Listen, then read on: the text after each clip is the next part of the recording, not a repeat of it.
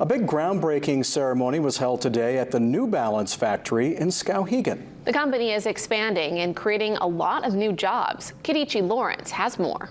The New Balance factory here in Skowhegan is celebrating a $65 million investment that would not only expand the factory, but it would also add 200 new jobs to the community. It's going to increase our Made in USA capacity. For more than 40 years, the factory in Skowhegan, which employs over 250 people, has been producing footwear.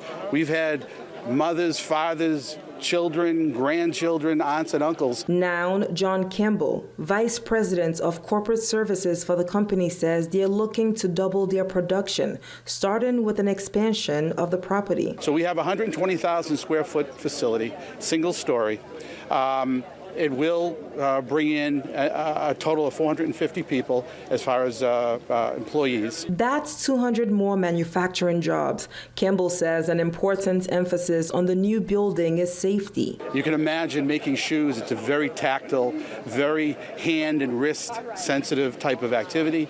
And we want to make sure that we set up our equipment, our way of doing things, our processes, and some of the building support pieces. With the new building, New Balance will be able to manufacture more than 1 million pairs of shoes each year, doubling its current capacity. We're also going to be connecting to the existing building because we want to make sure that we keep that heritage going. A heritage that will continue to have a lasting imprint in Maine. I think the biggest piece is that to have a modern facility that we will be able to create and continue to build the best footwear in the world. Kadichi Lawrence, WABI TV5 News, Skowhegan.